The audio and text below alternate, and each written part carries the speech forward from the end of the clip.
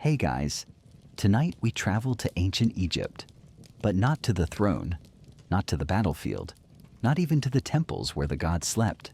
No, tonight we follow footsteps through a lesser-seen hallway where a lattice door creaks closed behind you, and your name begins to fade. It starts like this. A door slams. The sound rolls through the sandstone walls like a slow drum beat. You turn, or maybe you don't. But either way, the decision is no longer yours. Someone else's hand lit the torch. Someone else's hand sealed the gate. And now your bare feet echo through the polished limestone floors of the harem wing, following the woman in front of you. She doesn't look back. Neither do the guards behind. This is not the harem of scandalous fantasy. This is protocol wrapped in silk. The air smells of rose oil and burnt myrrh. The floors are swept until they shine like water. The pillars wear golden cuffs and are painted with divine blue lotuses. There's a parrot in a gilded cage who says your name once, then never again. If this sleepy scroll through the past brought you peace, a like and a sub would mean a lot. No strings attached, unsubscribe anytime. Also, tell me where you're listening from and what time it is where you are. I'd love to know. Now go ahead. Breathe out. Let your shoulders drop. The story's already moving. A handmaid bows. Another closes the door behind you with the softest click. That's the last time you'll hear your old name spoken aloud. You were brought in through the back, not through the marble arches the royal wife uses, not through the scribe's entry, but a service route concealed behind a wall mural. A moment ago, it was just paint. Now it's your life. You'll be told it's an honor. That being chosen by the Pharaoh's scouts means your beauty has been noticed by the gods. That to serve in his pleasure wing is a sacred duty. Maybe they'll say it with a smile. Maybe they'll say it with a sigh. But what they won't say is that most girls cry their first night, and that the ones who don't usually disappear sooner. The room you're brought to is not what you expect. No golden bed, no cascade of silks. It's plain, clean. Fresh rushes on the floor, a copper mirror, a folded robe of white linen, and in the corner, a basin of water with the faintest ripple, as if someone just left. That someone was probably just like you, a little too curious, a little too proud, or a little too quiet. And the quiet ones draw attention here, because secrets are currency. The woman assigned to you, not a guard, not quite a maid, not quite a tutor, simply watches as you undress. She doesn't help. She doesn't speak. She waits. You fold your garments. You hesitate over the necklace your mother gave you. You place it inside your sandal, hoping it won't be found. It will be. You step into the water. It's warm, scented with crushed lotus and a hint of cedar. You try not to flinch when she pours oil over your scalp. You try not to shiver when she scrapes a blunt-edged blade over your limbs, arms, legs, even the back of your neck. Hair holds scent. Scent holds memory. Memory must be controlled. A fringe detail not often told. Elite pleasure slaves weren't just cleaned. They were reset. Each one cataloged by scent, by skin hue, by voice pitch. Pharaoh preferred certain combinations on certain days. Your personal fragrance blend? Labdanum, green almond, and a dusting of powdered cinnamon bark. Custom mixed. Logged by the chief perfumer. If someone else wears your blend, it means you have been replaced. You're then marked with a sigil. Not a scar, no. Too crude. This is a henna brand painted behind your left ear. A stylized ibis. Thoth's bird. Wisdom. Or silence, depending on how you look at it. Historians still argue whether the Pharaoh's harem was strictly separated by status, or if ranks could shift based on favor. Your memory might whisper. But you don't have time to ponder that now. Because outside your new chamber, a bell rings. It isn't loud. A tiny bronze chime on a carved wooden stick, but the silence that follows is instant. Every other girl in the hallway pauses. Breaths are held. Curtains twitch. Then, movement. Sandaled feet scurry toward the great preparation room. You follow. You do not run. Running shows eagerness. Eagerness invites failure. Walk. Just fast enough. The preparation room is like nothing you've ever seen. 20 mirrors, no two alike, a central fountain pouring water shaped like rose petals, servants from Kush, from the Levant, from the Aegean, all trained to dress you like a goddess carved from moonlight. One plucks your eyebrows with obsidian thread. Another dusts your shoulders with mica powder. Your nails are painted with crushed carmine beetles and sealed with beeswax. You smell like temptation. You look like a statue. You feel like you're watching it happen to someone else. A fact most tourists never learn. The Pharaoh's harem slaves weren't simply for sex. They were singers, dancers, political tools, and walking symbols of order. Matt. Some never saw the Pharaoh once. Others saw too much. Tonight, you won't be called. Tonight, you're just being cataloged. As you return to your chamber, you pass a figure in shadow. She's older, maybe late 20s, which here is ancient. She doesn't smile, but she flicks her eyes toward the ceiling beam just once. You file it away. Later, you'll find a message scratched into the wood. Look where no one looks. And just like that, the cage has seams. Not doors, but seams. You lay down on the cool mat. The oil on your skin is still tacky. Outside, the Nile murmurs. A flute plays. Someone cries. Maybe from pain, maybe from relief. You pull the linen over your chest and close your eyes. Somewhere above, the Pharaoh dines under a canopy of stars. He doesn't know your name yet, but he will. And that is both promise and threat. The next morning starts not with a trumpet, not with a bell, but with a whisper. It comes before sunrise, a voice like smoke curling through your dream. Rise. That's all it says. And you do. The air is cooler than you expect. Outside your narrow window, the sky is a deep violet, just beginning to peel open with gold. A brazier has already been lit in your room. The coals crack softly. A bundle of garments has been folded at your door. Fresh linen wrap, sandals with gilded edges, and a small jar of something dark and sticky. You dip your fingers in and recoil. It smells pungent, almost sour. Your attendant? Yes, she's back, this time with a hint of amusement in her eyes. Murmurs, "It's coal." Made with soot, lead, and donkey gall. She gestures to your eyes. It keeps the flies away, and the gods interested. You apply it awkwardly, blinking back the sting. She steps in to correct your lines. This is not makeup for vanity. This is war paint. Your face is no longer yours. It is iconography. Perfume comes next. Or rather, perfuming. Because here, it's a ritual. You kneel. She rubs unguents into the soles of your feet, the back of your knees, the nape of your neck, your underarms. One droplet on your tongue. Bitter. Sharp. Myrrh, maybe, or something even older.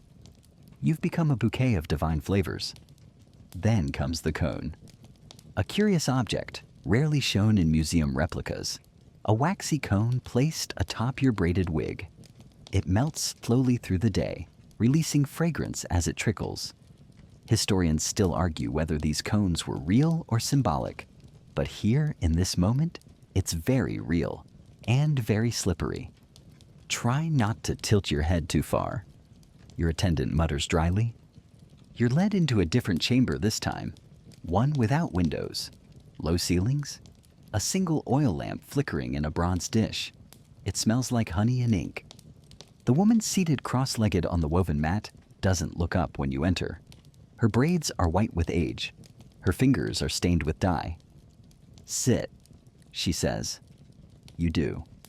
She speaks slowly, as if dragging words from deep water. You are no longer a girl, she says. You are perfume. You are softness. You are silence. But above all, she looks at you now, sharply. You are timing. Her name is lost to history, but her role is not. She is the mistress of the harem. Equal parts priestess, housekeeper, and politician. Nothing enters this wing without her approval. Nothing leaves without her forgetting it ever existed. She begins to teach you, not with books, those are reserved for scribes, but with objects. A golden goblet, a folded napkin, a half-eaten pomegranate. What does this mean? She asks, pointing to the fruit. You blink. It's a snack? She lifts one brow. It's a test.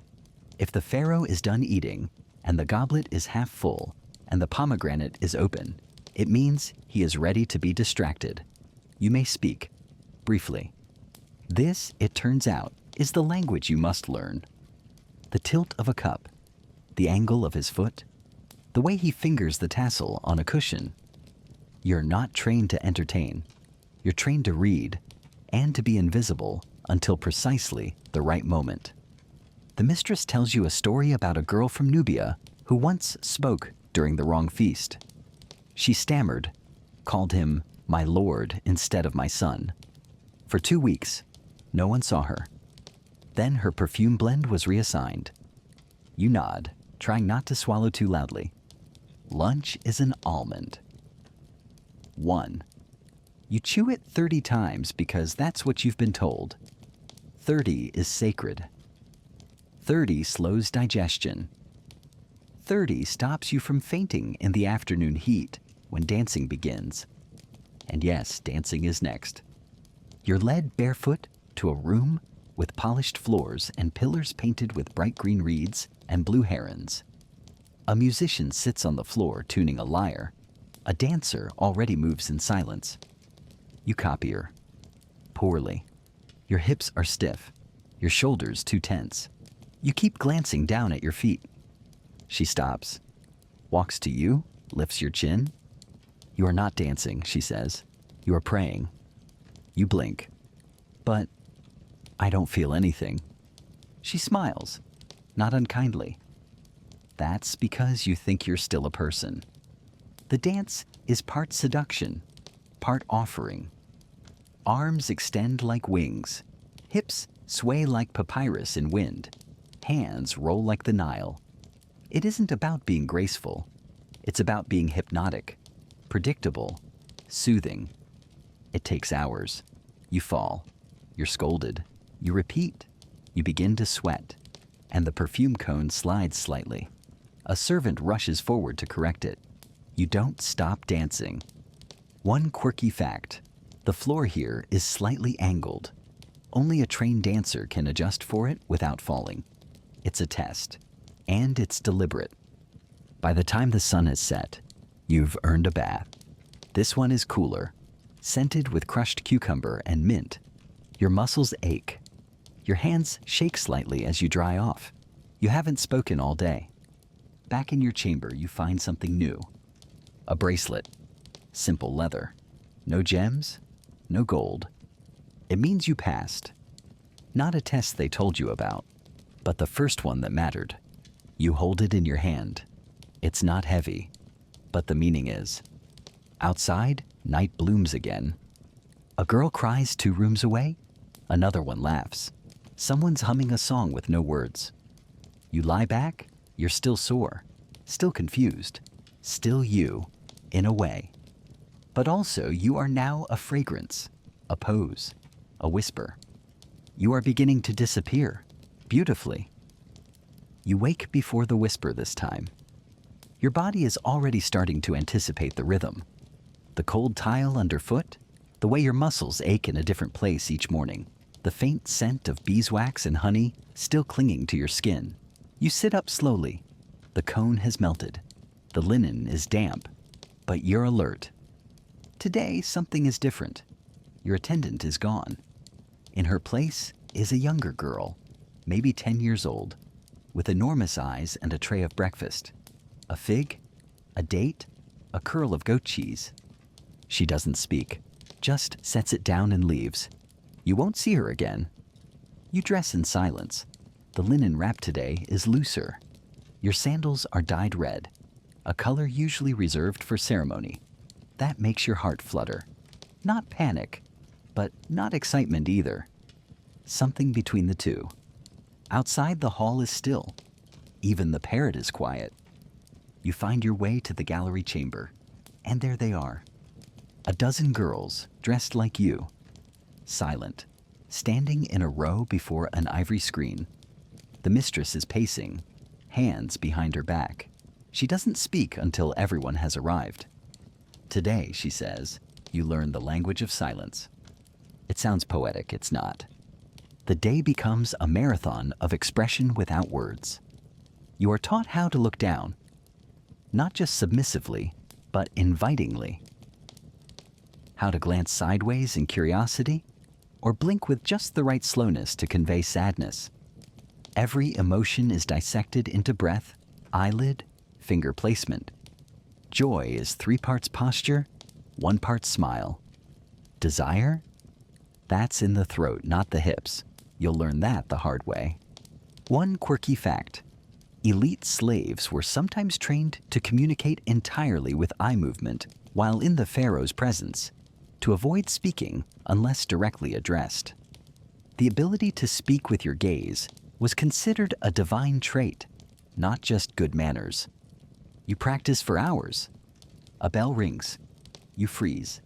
That bell means he's passing nearby, maybe en route to the shrine or to visit one of the wives. All of you kneel, heads bowed. You don't see him, but you hear the hush, the kind of silence that feels alive, like it might shatter if you even think too loudly. And then, gone. The mistress doesn't speak for a long time after that. When she does, it's almost a whisper. He doesn't look at you until you've disappeared completely. Lunch is a lesson too. You're brought to a chamber you've never seen.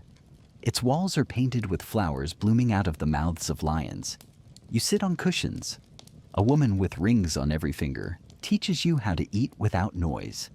No slurping, no chewing too fast, no swallowing too obviously. Even the way you reach for a fig is choreographed. Palm up, fingertips soft, wrist curved just so. Everything matters because nothing is yours. Not the fruit, not the moment, not even your hunger. Historians still argue whether the harem had internal hierarchies based on language fluency. She tells you at one point, as if offering a casual observation. Girls who spoke Greek or Hittite were sometimes moved closer to the court, or further if they knew too much. You try not to react, but it's the first real hint you've had that there's movement here, that maybe the walls shift, not physically, but politically. That afternoon, you're brought to the fountain room. The name is misleading. The fountain is barely more than a trickle, hidden beneath a pile of lotus blossoms, but the room is where girls are tested. You're not told what the test is. That's part of it. A man waits inside. Not the pharaoh, not a noble. He wears simple linen, but his posture is regal. You kneel. He says nothing. You wait. He moves. You follow. Not with your body, with your eyes. You watch how he shifts his hand, and you mirror the energy in your breath. When he picks up a reed brush, you adjust your posture slightly. He sets it down. You exhale.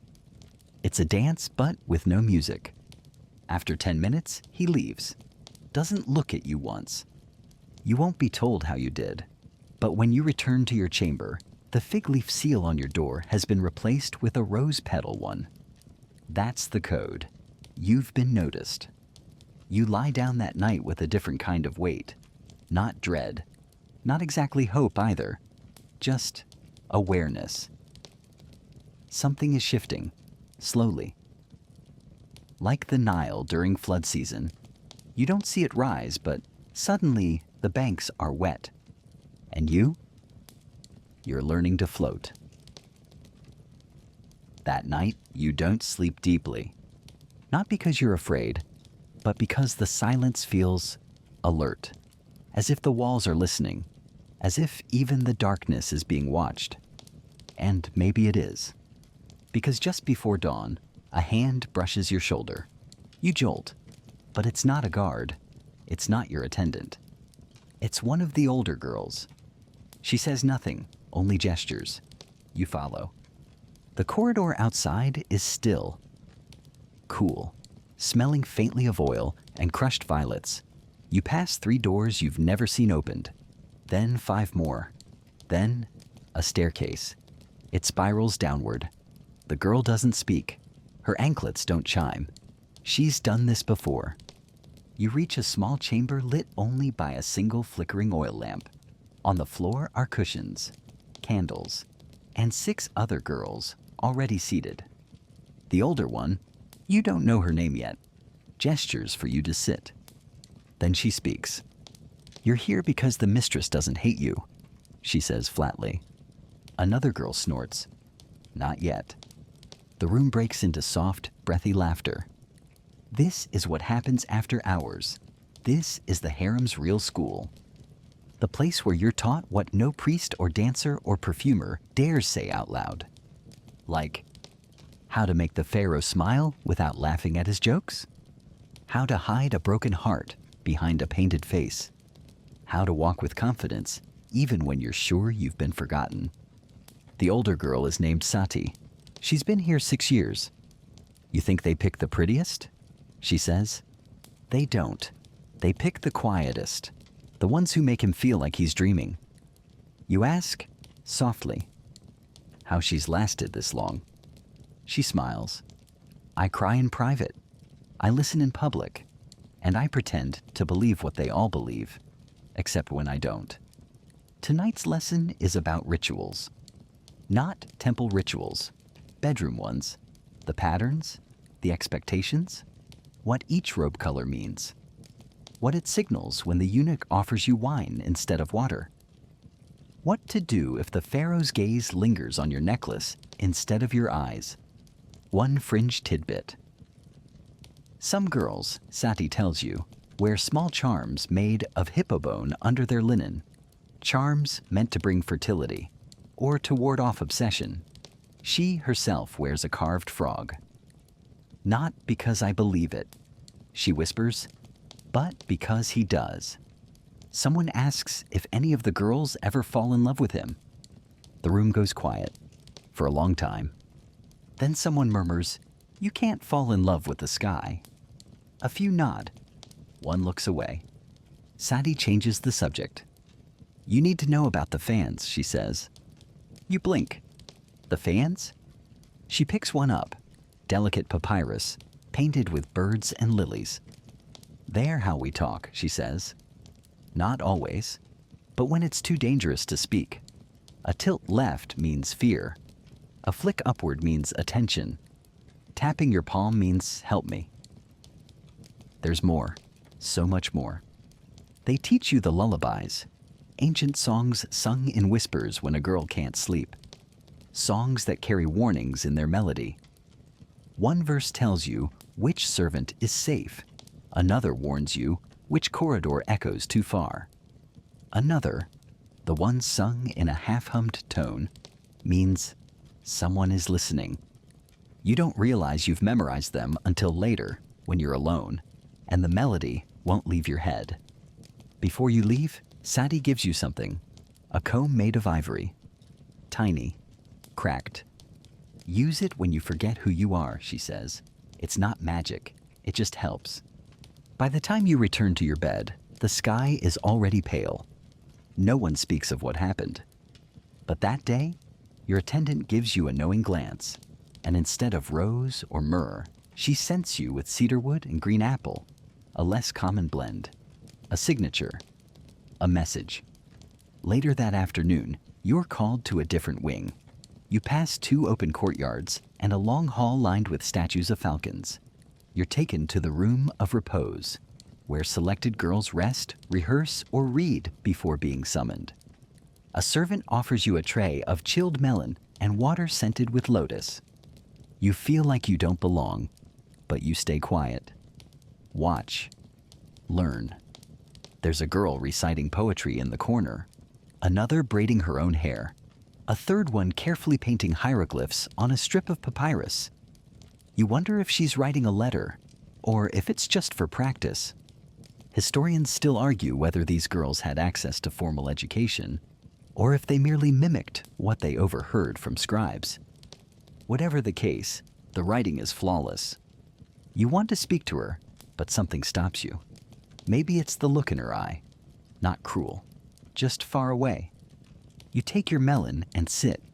Count the tiles. Listen for footsteps. One girl leans over and whispers, "If you hear 3 knocks, stand. 2 knocks, stay seated. 1 knock, bow." You nod, grateful. That night you sleep harder. Not because you're safe, but because, for the first time, you feel like maybe you're not entirely alone. And sometimes, in a place like this, that's more powerful than perfume. Your arms ache. Not from dancing, not from kneeling, not even from the endless practice of posture and poise, but from holding a pose for nearly an hour while a goldsmith draped you in what felt like a small kingdom's worth of jewelry. You are being sculpted again today, not with oil, not with silence, but with shape and shine. The mistress has summoned a visiting artisan to prepare you and 3 other girls for an inspection. Not by the Pharaoh, yet. This is a priestly review, a spiritual appraisal they call it, but everyone knows what it really is. An audition. You stand barefoot on a raised platform. Your wrap is translucent, but modest, a deliberate choice. On your wrists, bands of twisted electrum. Around your neck, a broad collar inlaid with tiny turquoise tiles. Your eyebrows are darkened with powdered malachite. Your hands are softened with sycamore sap. A priest enters. His robes are cream-colored, dustless, impossibly clean. He carries a staff carved in the shape of a stylized eye. When he walks around you, you're told not to breathe. He stops, looks at your feet, then your knees, then your belly. He says nothing. You remain still. Finally, he raises the staff and mutters something under his breath. The girls later whisper, "If he touches your heart with the staff, it means you'll be called soon. If he taps your shoulder, it means maybe someday. If he walks away, well, you already know." He touches your chest, just above your left collarbone. A brush, light as air, but deliberate. You are now one of the noted. It means that, on the parchment scroll of potential offerings, your name is freshly inked, not yet circled, but there. You're sent back to your chamber, and your attendant surprises you, not with perfume, but with food. Boiled quail egg. Honeyed dates. A slice of grilled perch, real food, not fig and wind. You eat in grateful silence. She watches. Tomorrow, she says, you begin the sacred movement lessons. You glance up. Not dancing. She shakes her head. More than dancing. You move like an offering now. And so you do. The next day, your teacher is a man. Old, limping, with a staff shaped like a stylized snake. His breath smells like cinnamon bark, and his feet are always bare. He doesn't introduce himself, just gestures. He moves once, slow, deliberate, like molasses in summer. Arms out, palms up, knees low, chest rising like he's summoning breath from the desert itself. You copy him. You're wrong. He says nothing, just repeats the movement. Slower this time. You follow again, still wrong. By the 3rd hour you understand, this is not a performance, it's a ritual. Every step is a symbolic act, mimicking the sun's journey across the sky or the way the Nile floods and recedes. You're not dancing for the Pharaoh. You're dancing as the land, as the gods, as myth. It's exhausting, but also hypnotic. He corrects you with a tap of his staff, never a word. When you move correctly, he nods once, and you feel more victorious than if you'd been showered in gold. A curious fact often overlooked, Certain priest dancers were rumored to enter trances mid-movement, whether from breath control, heat exhaustion, or divine channeling. No one agrees. But as your body sways with the ancient rhythm, you begin to understand how it could happen. That evening, your muscles throb. Your feet are blistered. Your back aches. But something in you is quieter, sharper, like a bell that's been struck and is still ringing in your bones. You return to your chamber and find a papyrus note tucked beneath your comb. It's a single line. If he dreams of you, remember which robe you wore. No name, no sender. You burn it after memorizing it. That's what you were taught. And the next morning, you're called to the mirror room. It's empty when you arrive. Just the polished floor, the long row of mirrors, and a solitary tray of oil bottles. A whisper enters behind you. You don't turn. Strip, says a voice. You obey. He enters silently. The court perfumer. He walks in circles around you, occasionally murmuring to himself. You can't tell if he's disappointed or impressed. You know better than to ask. Finally, he selects a vial. He rubs oil behind your ears, at the backs of your knees, the hollow of your spine, under your breasts. He murmurs, he likes what reminds him of home, and what makes him forget he has one. He hands you a thin robe. You put it on. It clings to you like mist. When he leaves, you remain there, alone, half-scented, partially dressed. And slowly, very slowly, you begin to rehearse your movement again, just in case. The next day, the air tastes different. It's not the weather, though it is hotter.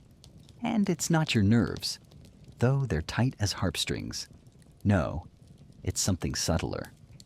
The priests are walking faster. The linen of your robe is finer. And when you pass the Great Wife's Hall, the guards glance your way a moment longer than usual. Something is shifting. Your attendant doesn't speak as she dresses you, but her fingers are firmer, her movements quicker. When she ties your sash, she pulls it just a bit tighter. Then a knock. One knock, not two, not three. You've learned what that means. You kneel before the door. A hand opens it. A eunuch steps inside. You don't look at his face. You look at the ground. He gestures. You follow. This is not rehearsal. This is not speculation. You are being summoned. Not to the throne room. You are not that important. But to a quieter space, known simply as the cedar chamber. No one says what happens there, but everyone knows. You enter as one thing. You leave as another. You're not afraid. Not exactly. But your heart is beating like festival drums. The hallway smells of incense and wet stone. A fringe fact few remember. Cedar was sacred not just for its scent, but for its permanence. It resisted decay, unlike most wood. The Pharaoh's sarcophagus would one day be carved from it. You step inside, and he is not there. Instead, there is the physician priest. He wears a leopard pelt over one shoulder, a sign of high spiritual authority. His fingers are stained with ink and resin. A narrow blade rests in a tray beside him. He doesn't greet you, just motions to the cushion. You kneel. You keep your spine straight. This is the inspection. Part sacred, part practical, part warning. He checks your skin for blemishes, for scars, for any sign of illness. He hums softly as he works. He murmurs something about symmetry of the divine vessel. You don't respond. Then he takes a vial of blue paste and marks a tiny glyph on your inner wrist. It burns a little. The seal of Neferu, he says. Beauty made manifest. If it fades within a week, you will not be called again. You nod. You don't ask why it might fade. You don't ask what happens if it stays. He hands you a small glass orb. Inside it, a coiled scroll no larger than a grain of wheat. Swallow it, he says. You hesitate, just a blink too long. Now, you place it on your tongue. It's bitter. Dry, slides down your throat like a splinter. You cough once. He nods satisfied. That, he says, is a record. You blink. He smiles faintly. Of your readiness. Of your moment. The gods must witness too, yes? Historians still argue whether these scroll orbs were real or ritual. No one's ever found one intact. But something about it feels plausible, or at least inevitable. You're dismissed without ceremony. Back in your chamber, your attendant is gone. In her place, a box. You lift the lid slowly. Inside, a new robe, sheer as mist, dyed the color of lapis at dusk, and beside it, a necklace, plain at first glance, but when held to the light, it reveals a single line of gold script along the inner rim. It reads, "To be looked upon is to live." You lie down, you don't sleep, your body is too alert, your mind too loud. That evening, Sadi finds you again. She slips into your chamber without knocking. She sees the robe, nods once. Tomorrow? You nod. She sits beside you, silent for a long time. Then she tells you a story about a girl who once entered the cedar chamber and never left. Not because she died, but because she was renamed. Renamed things in this palace are as good as vanished. You'll still be you, Sadi says, but smaller, like a bird in a painting. You ask her if it's worth it. She doesn't answer right away. Then, if you want power, it is. If you want freedom, depends on your definition. That night, you're too tired to cry, but you want to. Instead, you hum one of the lullabies, the one that warns of listening walls. And when you sleep, it's dreamless. But when you wake, the glyph on your wrist still burns faintly. It hasn't faded. There is no music, no procession, no dramatic torchlight. When it finally happens, it happens quietly, almost gently. The eunuch appears at your door just past dusk. He doesn't speak. He doesn't need to. You rise. You are already dressed. The lapis robe hangs like a breath against your skin. Your necklace, the one etched with the hidden message, rests just below your collarbone, cool and silent. Your scent tonight is lotus and frankincense. Soothing. Introspective. The corridor outside is shadowed, candlelit, unusually silent. You follow. The palace seems to breathe differently at night. Long, slow exhalations through high windows in courtyards soaked in moonlight. A frog croaks from some unseen pond. Wind drags soft fingers across stone. The eunuch leads you into a room you've never seen. It is not the cedar chamber. It is smaller, warmer, circular. A brazier burns quietly in one corner, releasing coils of blue smoke. A low couch rests on a platform draped in gold thread. The floor is polished hematite, black, reflective. The walls are painted with stars. And then he enters. You do not look up until he is fully inside. He is shorter than you imagined, broader. His shoulders are thick under a sheer linen wrap. He wears a single ring, gold shaped like a lion's paw. His scent arrives first, cinnamon, myrrh, and something sharp and unfamiliar. He says nothing. You bow, precisely, gracefully. Your forehead does not touch the ground. That would be too low. You bow just enough. He watches. Then he speaks. One word. Closer. You rise. Walk to the edge of the platform. Now comes the real test. Not of beauty, not of knowledge, of instinct. You kneel slowly. Fold your legs under you. Look at the floor, then up, just briefly. Offer the briefest smile. Not seductive, not shy, just warm. He doesn't smile back. Instead, he reaches for a pomegranate, breaks it open, lets the juice drip down his fingers. He holds out a piece. You hesitate, then take it. Eat it slowly, carefully, like a prayer. Historians still argue whether pharaohs treated their pleasure slaves with intimacy or detachment, you recall, the echo of your lessons wrapping around the moment. Some say they knew their names. Others say they never once spoke to them. But here now you are being watched. Closely. He asks your name. That surprises you. You give it softly. You don't say the name your mother gave you. You say the one the mistress assigned. The palace version. He nods. I'll remember it. You don't believe him, but you nod too. He does not touch you. Not yet. Instead, he speaks. Tells you a story of a dream he had, about a bird flying across a sun made of water. It makes no sense. Or maybe it makes too much sense. You listen like you've never listened before. And then he says something stranger. Do you believe in magic? Your heart skips. You're allowed to answer. Yes, you whisper, but only the slow kind. He laughs once, a soft sound, unrehearsed. He stands, walks behind you. You feel him there, not touching, but near. He takes a lock of your hair, twirls it around one finger. You keep breathing, evenly, quietly. Then he says, you smell like old prayers. You don't know what to say, so you say nothing.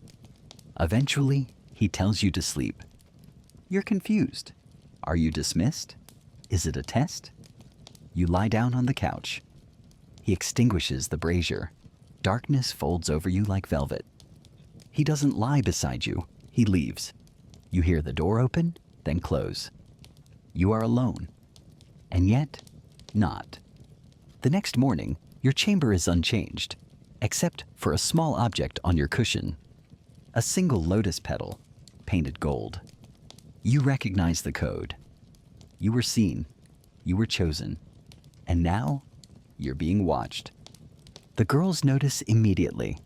Sati raises an eyebrow. One of the younger ones offers you tea with a little more reverence. Your attendant says nothing, but applies your perfume with more care. Now everything you do is political. Where you sit, how long you bathe, whether or not you laugh at another girl's joke. You are no longer invisible. That's good and dangerous. A mainstream historical note. Some pharaohs, especially during the 18th dynasty, used their inner harem as a political chessboard. Girls favored by the king could bring fortune to their entire region, or doom. This was never just about beauty. You now live in a space where power is measured in looks and glances, in proximity, in memory. And memory is fickle. That night you eat alone. Your attendant hands you a folded cloth. Inside, the ivory comb. Returned. You stare at it for a long time. Then you smile. Sadi had said, use it when you forget who you are. But tonight you remember. You aren't summoned again for 5 days, which in harem time feels like 5 seasons. Long enough for whispers to begin. Long enough for girls to test the water, to see if your glow is fading, or if you're simply being reserved. You keep your face still, your posture perfect. You take smaller sips from your goblet now, tilt your head at just the right angle, keep your laughter 3 syllables long, no more, no less. And still you feel the tension shifting. The harem is a place of cushions and perfume, yes, but also of precision, rivalry, and unspoken war. You have entered the ranks of those who might matter, and that makes you dangerous. So when the older girls gather under the moonlight again, you're invited. Sadi leads you through the same hidden door, down the spiral stairs, past the flickering oil lamp. But tonight, the mood is different. Someone's missing, you say? 2 someones, Sadi corrects. No one says names, but you notice who's not there. A girl who once planted your hair, another who borrowed your sandals. Gone. No explanation, no farewell. It happens, Sadi says. Sometimes they're married off, sometimes they're moved to a different palace, and sometimes she trails off. One girl, soft-voiced, wide-eyed, leans in. Sometimes they open the wrong scroll. You frown. Scroll? Sadi nods. There are scrolls passed around here. Not official. Not from scribes. From us? Maps? Warnings? Rumors. If you're lucky, you get to read one. If you're too curious, you remember the tiny papyrus scroll you swallowed. The idea of scrolls hidden in everyday things doesn't surprise you now. Someone pulls out a fan. Not for cooling, for reading. A poem is painted across it. Delicate lotus blossoms in a row. But the girls begin to read aloud in turns, and you realize it's not about flowers. It's a riddle, a route, a warning. Where no walls echo, the stars listen. Where the ibis stands still, do not follow the wind. Historians still argue whether resistance networks existed inside royal harems. You recall from whispered lessons? Some claim secret communication lines. Others call it poetic fiction. But here, sitting cross-legged on the cold floor, listening to the code inside the code, it doesn't feel fictional at all. Sadi shows you something next. A scar. Small, almost artistic, tucked near her shoulder blade, shaped like a tiny sunburst. She catches your eye. There's a tattooist in the laundry hall. Works with needle thorns and charcoal ink. Quiet. Loyal. Why, you whisper? In case your name is erased, you still have one thing they can't take. You don't ask for his name. You don't ask for a design. But your heart notes it down. By the time you return to your chamber, it's almost morning. The sky is pinking. There's a new robe laid out. Black linen, stark, simple. With it, a note. The great wife walks at sunset. Dress accordingly. This isn't an invitation. It's a summons. And not from the Pharaoh. The great wife, his official queen, rarely visits the lower wing. When she does, she's announcing something. Or warning someone. The robe is cold against your skin. Your attendant says nothing. Her fingers tremble slightly when she adjusts your braid. Even the parrot is quiet today. At dusk, you wait by the garden colonnade. She arrives exactly when the sun kisses the horizon. Her gown is sheer white, her hair braided with lapis stones, her eyes lined so sharply you're sure the coal was cut with obsidian. She doesn't smile. You're the new fragrance, she says softly. Lotus and frankincense. You bow. Yes, great wife. She circles you once. How old are you? You answer. Where were you born? You answer. Do you believe he loves anyone? You pause. Yes, you say carefully, but not the way people think. She smiles, the smallest twitch of the mouth. Good answer, she murmurs. Then, something unexpected. She reaches out and touches your necklace. Reads the inscription aloud. To be looked upon is to live. You know, she says, they used to say that about me. She walks away. Just like that. But as she goes, a servant hands you a folded cloth. Inside, a strip of parchment, a list of names, some crossed out, others underlined. Your name is last, not crossed, not underlined. Just there. You stare at it for a long time. That night, you don't go to the secret meeting. You stay in your chamber and trace your fingertip along your name until your skin goes numb. In the morning, everything seems ordinary, which, of course, means it's not. You wake to a soft breeze fluttering the curtain. Your attendant sets out your usual basin, your oils, your robe. No words, no glances. But she folds your linen in a slightly different way, tighter at the waist, looser at the shoulder. You've seen that fold before. It means eyes are watching. You dress without comment, adjust your necklace, sweep a comb through your hair with steady hands. There's no formal summons today, but you are directed to the garden wing. This wing is not for performance, not for pleasure. It's a meeting place. a listening place, where politics wear smiles and danger wears perfume. You sit among the papyrus, let your hands glide across the stone bench as if you're daydreaming, but your ears are open. Two other girls sit across the path. They speak softly, too softly for the guards to hear, but not too softly for you. If she's on the list, that means the priesthood's taken notice. Maybe, or maybe she stepped too far. You pretend not to hear. You lean back, pick a fig from the tree overhead, and eat it slowly. You're the subject now, not just the participant. You have crossed the boundary from potential to present. And the palace doesn't forget its present. After the garden, you're sent, oddly, to the scribe's hall. It's unusual. You're not a scribe. You're not even supposed to read. But the man there, narrow-eyed, ink-stained, humming to himself, doesn't look surprised to see you. He gestures you forward. Without a word, he hands you a fan, painted with lilies, delicate and pale. But when you turn it over, you find something odd. A short poem in faded black ink. Say nothing, say less. If asked, confess. Only to the scent of your last breath. You blink. He says nothing, just scribbles something in his ledger. A fact you once heard from Sadi slinks back into your memory. Scribes sometimes passed coded messages for certain girls, not often, and not for free. When you leave, the fan is tucked in your sleeve. Back in your wing, the other girls are lounging in the sunken bath. You join them. Casual, controlled. The water is warm, smells of lavender and clay. Someone hums a lullaby. Someone else braids her hair into long spirals. And one girl, Nyla, a beauty with high cheekbones and a voice like a bell, leans closer to you.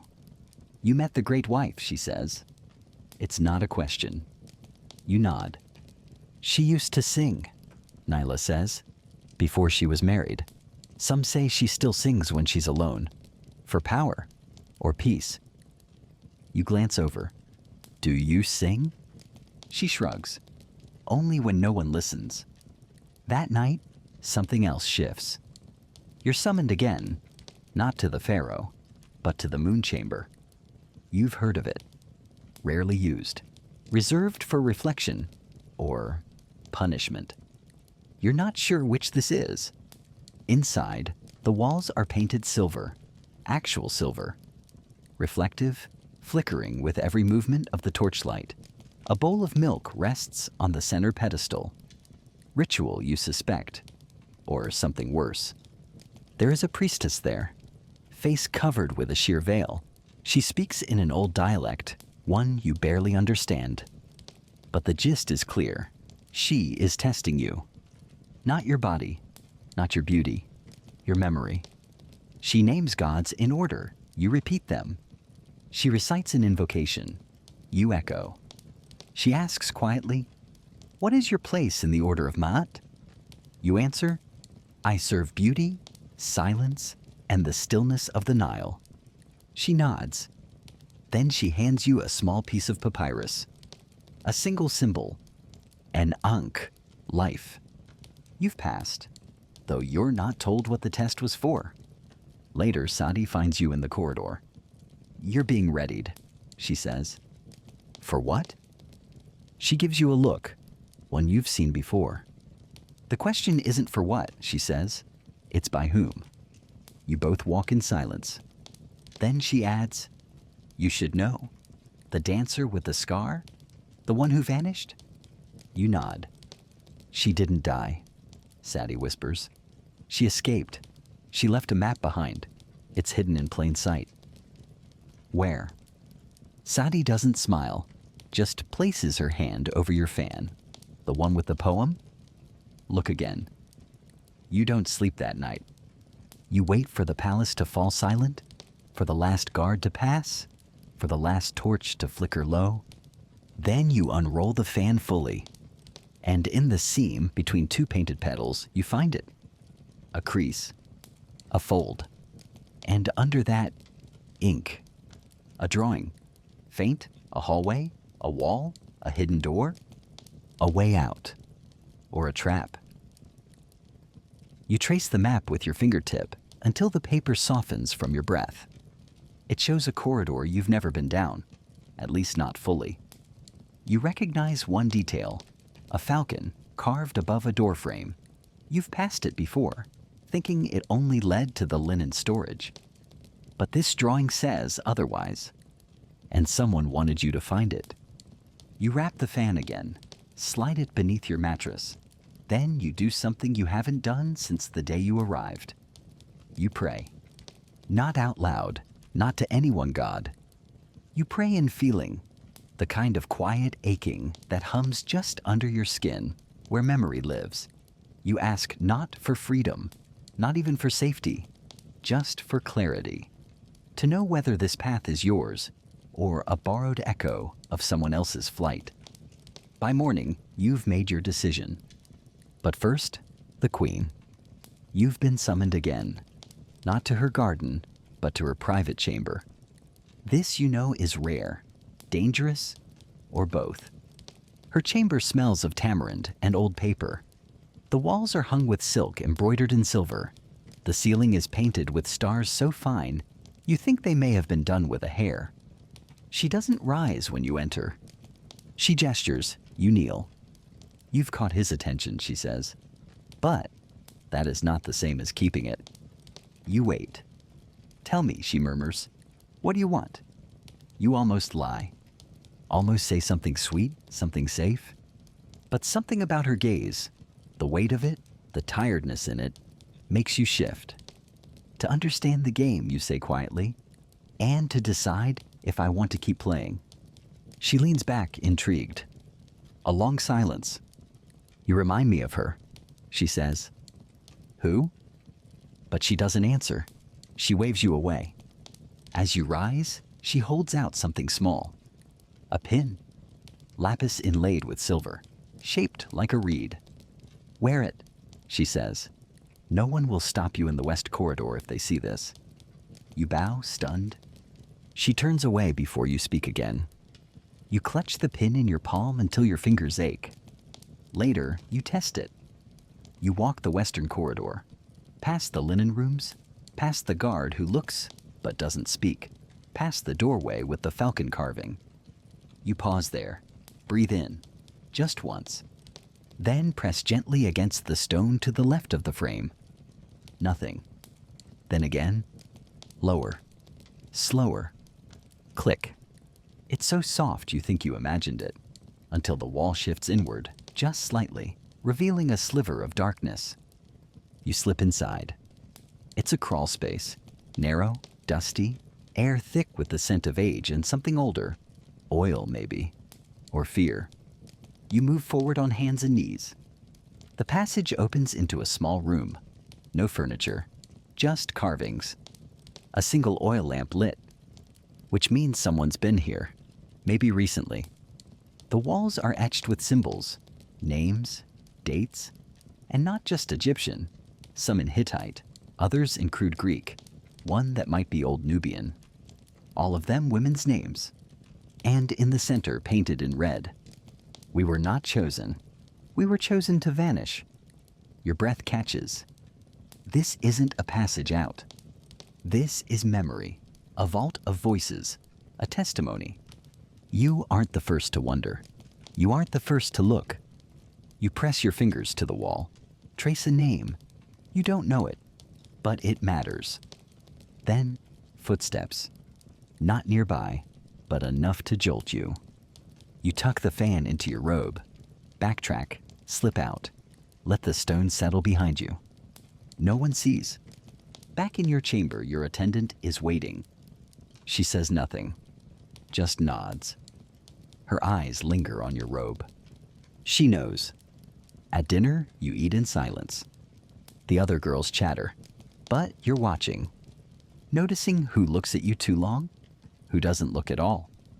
Then, a bell. Software chime-like. Unusual. You glance at Sadi. She stiffens. That's not for dining, she whispers. That's for choosing. You follow the others, but the mistress pulls you aside. You, she says, stay. Your chest tightens. She brings you to a chamber you've never seen, circular with mirrored walls. At the center, a table. On it, a single object. A bronze disc, carved with the eye of Horus, rimmed in lapis, heavy. She lifts it, places it in your hands. Tonight, you speak for the harem. Your blood turns to ice. Not all girls speak, only those being watched closely by the court. Only those who might one day be used to sway opinion, even between Pharaoh and his council. This is not favor. This is a spotlight. The mistress studies your face. There are no mistakes here, she says, only consequences. That night, you rehearse the lines, the greeting, the honorifics, the precise words that must drip from your tongue like honey on stone. But your mind keeps flickering back to the hidden names, to the queen's pin, to the words carved in red. You were chosen, that much is clear. But now you must decide, are you the scent in the air, or the fire in the wall? You don't sleep, not because you're nervous, though you are. Not because the floor is cold or the linen twisted, but because tonight, for the first time, you feel split. You've played your role perfectly. The fragrance, the silence, the softness. You've danced the rituals, spoken the lines, worn the robes. You've been shaped, scented, sculpted. But now, you've seen the seam. And once you see the seam in a wall, the whole room begins to feel hollow. At sunrise, you are bathed again. The water is lukewarm this time, not indulgent, ceremonial. Your attendant rubs your skin with a mixture of milk and crushed pearl. Your lips are stained with pomegranate, your eyes lined with fresh coal, this batch with flecks of crushed lapis. The bronze disc is brought to you in a velvet pouch. You will carry it during the public offering ceremony, not to speak for yourself, but on behalf of the entire inner chamber. A curious fact, in several dynasties, it was custom for the pharaoh's most favored concubine or courtesan to deliver the seasonal offering lines at temple. It wasn't just ritual, it was message, a signal to priests, scribes, generals. This one has influence. Today, that one is you. The hall of lotus columns is packed, priests in white, nobles in gold. Even the air seems to shimmer with heat and expectation. The pharaoh is not here, but his presence is felt in every bowed head, every held breath. You step forward. The mistress is at your side, but silent. The priest hands you the bowl, crushed dates, barley, and blue lotus petals steeped in sweet wine. You kneel. Hold it out. Your hands do not shake. Then you speak. Not loudly, but with the measured cadence you were taught. The ancient words, the invocation of balance, of ma'at, of beauty in service to harmony. When it's done, you rise, step back, place the bronze disc at the base of the altar. It is over. And yet, not. Because as you turn to leave, someone catches your eye. A man, standing in the gallery just beyond the pillars, younger than most priests, pale robe, a scar beneath one eye, and something in his gaze, not desire, not awe, recognition. You look away, but too late. That evening, you find a slip of cloth beneath your cushion. Not papyrus, not silk, just rough, scratchy linen, likely torn from a servant's tunic. On it, one line. The wall opens again when the ibis sleeps. You read it 10 times. Burn it. Sleep comes, shallow and flickering. The next morning, the girls are unusually quiet. Because a body has been found. Not a courtesan, not a priest, a scribe. Face down in the crocodile pond, skin bloated, eyes missing.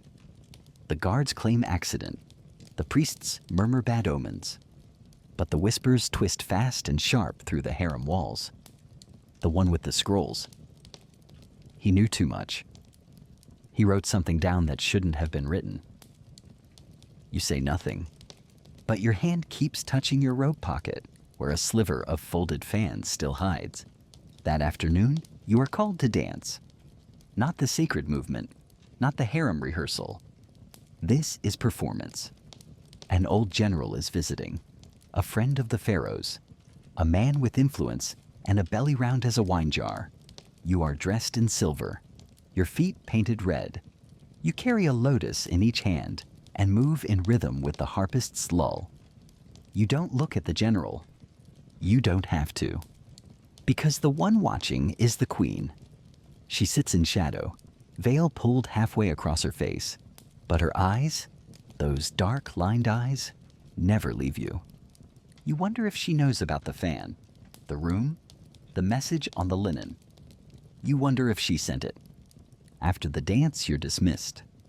But the general sends a token, a bronze bracelet. Heavy, cheap, cursed, maybe.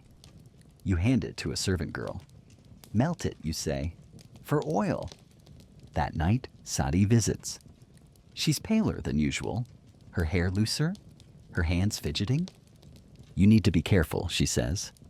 You raise an eyebrow. They're noticing you, she says. Not just him. Them, the ones who decide what stays and what disappears. You ask her about the scribe. She flinches. He was trying to help. He thought he could keep records, hide them, make sure someone remembered. Did you know him? She doesn't answer. Then, when I first arrived, I asked too many questions. He warned me. She pauses. He warned her too, the dancer, the one with the scar. Your voice drops to a whisper. Did she escape? Sadi shrugs. Or she became someone else. The palace is full of people with new names.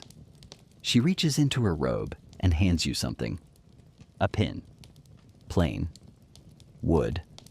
Carved with a symbol you've seen before. The reed. Like the queen's. You'll need this, she says. Soon. You want to ask why. But she's already gone.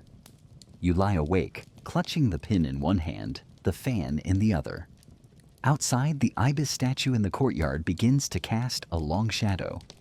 Soon it will sleep. Soon the wall will open. And then you must choose, not just whether to follow, but whether you're still willing to leave a version of yourself behind. The ibis sleeps. You can see it from your narrow window, the statue half shadowed in moonlight, one wing raised like a parent hushes a child. That's the sign. That's what the note said. You take a breath, slip the reed pin into your hair, tuck the fan under your robe, pull the thin wrap tighter around your waist, not for modesty, for silence. You've learned how to move without sound. Tonight, you'll find out if it was ever about dancing at all. The corridor is still. Too still. You pass the bronze basin, the faded wall painting of Isis lifting the sky. Each step is slow, even, placed on the cracks between stones so your sandals don't whisper. At the falcon-marked door, you press the stone. It yields. You enter. The passage is darker than before. Colder, too. Your skin prickles. You tell yourself it's just the wind, but there is no wind underground. At the end, you don't find the lamp. You find a door. You hadn't seen it before. Maybe it wasn't open. Maybe it wasn't real until now. Made of stone, carved with shapes you don't recognize. Not gods, not names, just patterns. Loops, circles, like water trying to remember how to flow. You push. It opens inward. The room beyond is wider than you expect. Still dusty. Still carved with names and fragments and desperate half-poems. But in the center, a figure. A woman, sitting cross-legged, not startled, not afraid. She lifts her head and speaks as if you've been expected. Took you long enough. Your mouth goes dry. She looks no older than you, but her eyes have seen things. She points to the wall. Add your name. That's the price of entering. You step forward. Find the dull charcoal shard lying at the base of the wall. You hesitate? Then write, just small, the name your mother gave you, the real one, the one no one here knows. The woman nods. You've passed the test. You blink. What test? She shrugs. The one no one told you about. The one you've been taking since the day they chose your scent. You sit. The floor is cold. She tells you her name. It's one you've heard in a song the girls hum sometimes. A name thought to belong to a long-dead dancer. I didn't die, she says. I changed. She tells you the truth. That this room was built generations ago, not as an escape, but as an anchor. A place to remind girls like you that their minds matter, that their memories are real, that someone, somewhere, is watching the watchers. A priest started it, she explains. One who saw too much, fell in love, got punished. He carved the first names. Then others added their own. You ask her how she survives. She smiles faintly. I'm not in the records anymore. Not officially. I clean scrolls, sweep ashes, blend perfumes. They don't notice me, but they use my work. She hands you something, a vial. Clear liquid, bitter smelling. If you're ever summoned to the Chamber of Red Curtains, she says softly, drink half. It slows your heart. You'll appear fevered. They'll delay the visit. You'll have time. You clutch the vial, nod. Historians still argue whether there were inner resistance circles among royal harems, networks of concubines, scribes, and priests who passed coded messages to protect girls from dangerous favor. No scrolls confirm it, but sometimes truth doesn't survive the torch. You rise. Ask her if she'll leave. I already have, she says. You return the way you came. The hallway is empty. The torch has burned lower. The ibis still sleeps. But your mind does not. Back in your chamber, there is something on your mat. A folded piece of red linen. Inside it, a comb. Yours. And a single line written in coal. Do not forget where your power lives. You clutch it tight. The next morning, the palace hums like bees in hot weather. The great wife is throwing a private banquet, a rare one, and you are among the chosen to serve. This is not a performance, not a dance, not a game. This is politics in silk. The banquet room is a mosaic of scent and sound. Harps, laughter, roasted duck, pomegranate wine, men speaking with oil-thick voices. You glide between them like a whisper. When you pour the queen's wine, she touches your wrist. Lightly. You look up. She mouths one word, careful. Later in the courtyard, the queen passes you again. Drops something. You pick it up. A ring, simple, obsidian. Inside the band, barely visible, a symbol. Not of a god, of a door. She's not warning you anymore. She's helping? That night, Sadi visits again. You show her the ring. She holds it in her palm a long time. Then she breathes out, slow. She's chosen her piece, she says. You. You want to ask what that means. But deep down, you already know. You are no longer a girl to be chosen. You are becoming the one who chooses. The next morning, you are summoned. Not to the scribe hall, not to the dance chamber, not even to the queen. This time, it's him. The Pharaoh. There's no fanfare, no scroll-bearing messenger, just a silent eunuch at your door with the barest nod. You knew this would come. You thought you were ready. But your hands still shake as your attendant oils your wrists. Your robe is translucent white this time, layered with gauze so light it feels like breathing. A new scent coats your skin. Blue lotus and neroli with a trace of almond. The queen's blend. Her silent signature. You're not a girl anymore.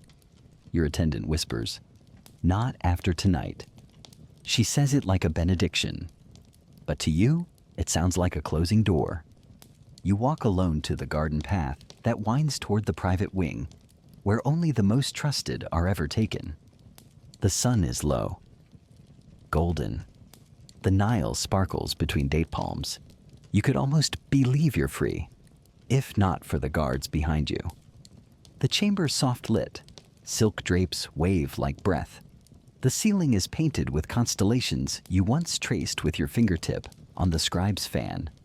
The room smells of cinnamon, rosewood, and quiet. He is there, wearing only a gold collar, his body an echo of the sculptures you've passed 100 times. He looks smaller in person, more real. You bow. He says your name, the harem name, not your mother's. But his voice is warm, measured, curious. Sit, he says. You do. He watches you. Not hungrily, but like a riddle he wants to memorize. Like he's not sure whether you're a girl or a comet. Then he speaks. Do you believe in fate? You hesitate. Yes, you say softly. But I think it can be tricked. He laughs, not loudly, but genuinely. You breathe. He doesn't touch you. Not yet. He pours wine, hands you a cup. You drink slowly, careful, balanced. He asks you questions.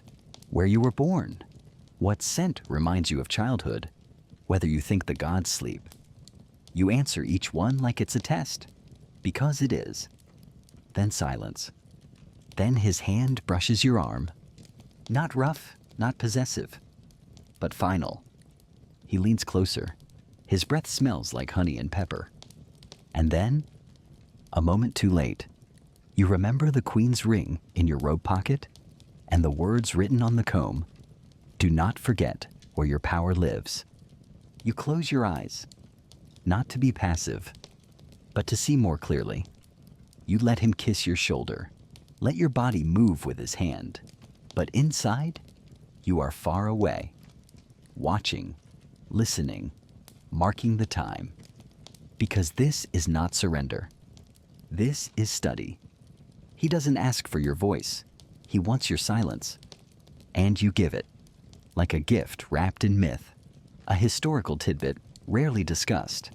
Royal concubines were often chosen for what they withheld, not what they gave.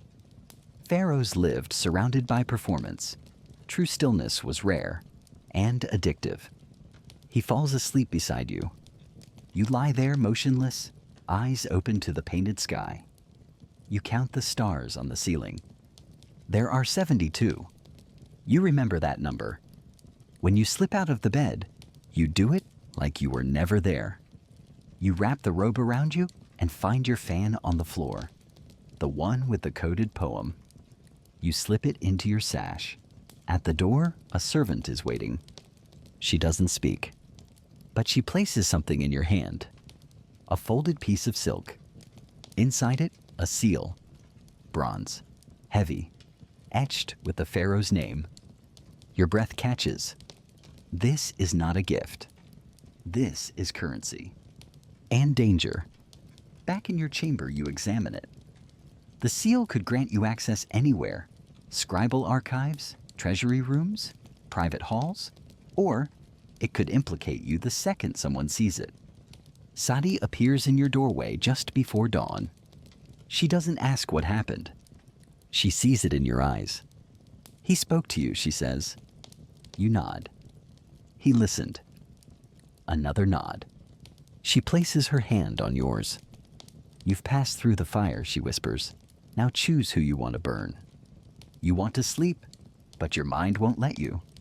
Instead, you walk, slowly, barefoot, to the old library annex, the one no longer guarded at night. Inside, the air smells like papyrus and lost voices. You light a lamp, pull out the fan, read the poem again. Say nothing, say less. If asked, confess. Only to the scent of your last breath. You find a blank scroll, and you begin to write. Not a confession, not a love letter, a record, a story. Your story. Because after tonight, the Pharaoh may or may not remember your name, but you will. And somewhere, someday, someone else will read it and remember you. Morning comes late, or maybe you rise early. You're not sure anymore. Time inside the harem is measured differently, not by bells or the sun, but by glances, by summons, by absence. Today you are absent. No attendant greets you. No summons is whispered beneath your door. Your perfumed robe is not replaced. The air feels too still. This is what happens when he forgets. You were chosen, touched, seen, but only for a moment. Now the moment is over. The silence is louder than the music ever was.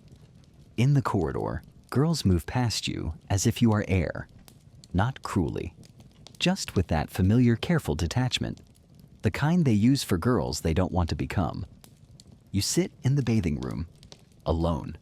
Let the water cool around your waist. You wash your own arms, your own hair. The comb feels heavier today. You don't touch the bronze seal. You know better than to display it now that its shine has dulled, now that someone else is likely being dressed in your scent. You think of the queen, the ring she gave you, the pin, the glance she offered when you poured her wine. Not pity, not malice, just awareness. And you begin to understand.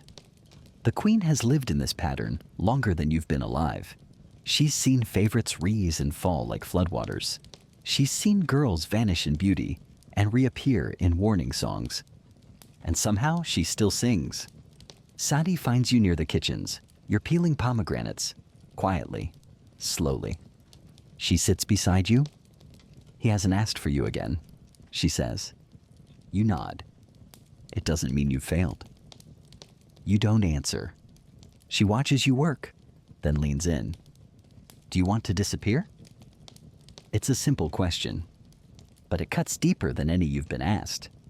You think of the dancer with the scar, of the carved passage, the names written in secret ink, the room hidden beneath the ibis, the woman who changed her name and vanished without leaving.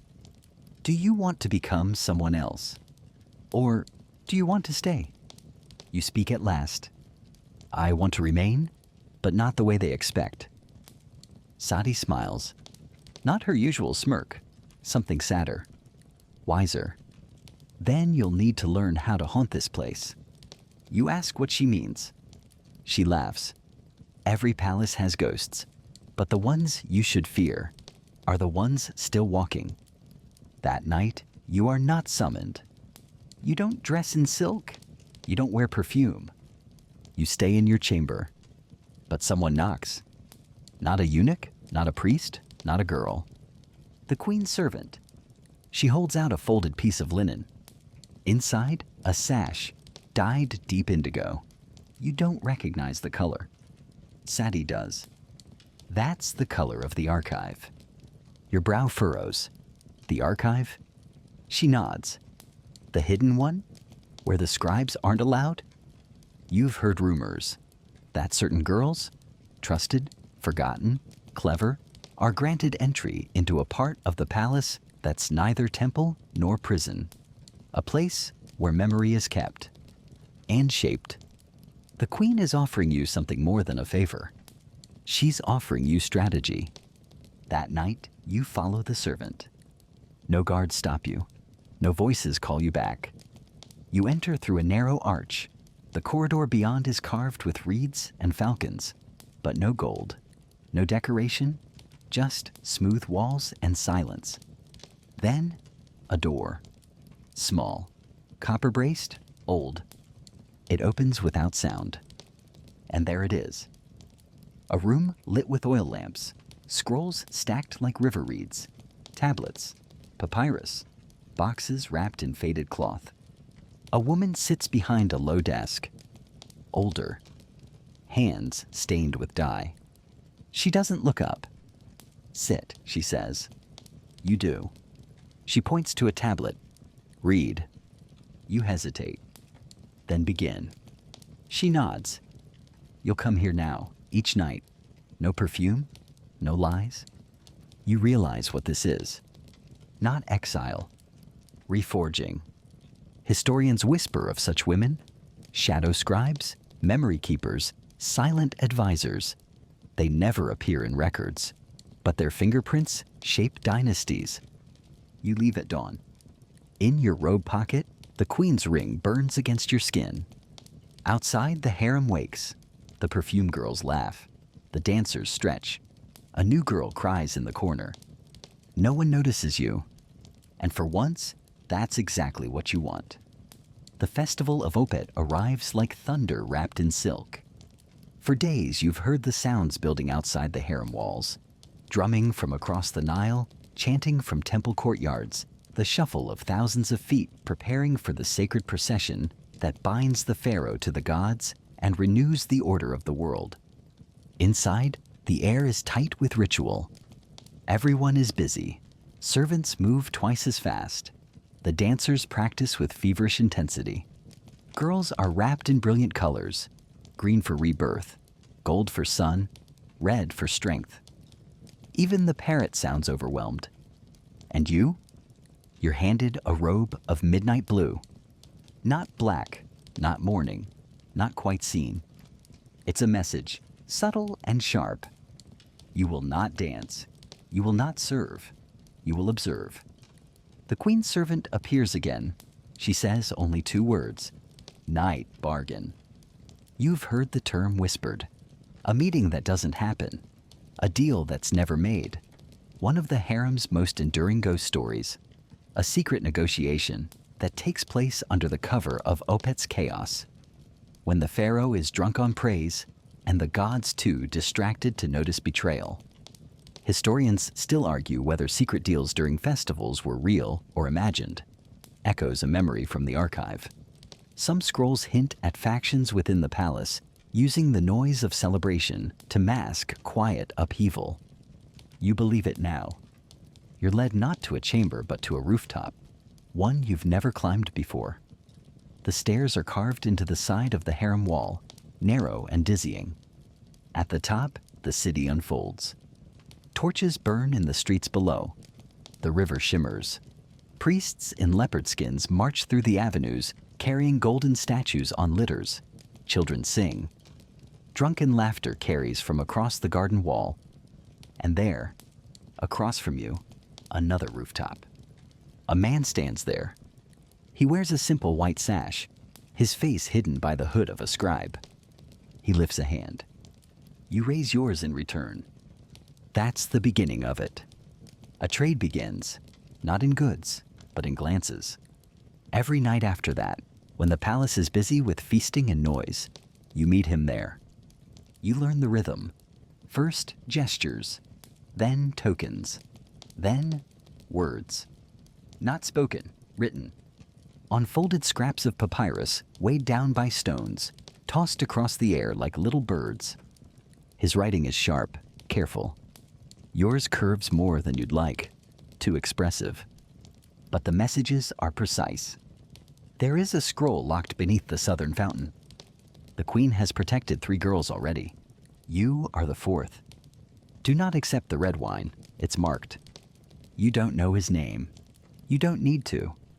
What matters is that someone on the outside of your silence knows you're inside it. And cares. During the 3rd night of Opet, you finally ask, "Why help me?"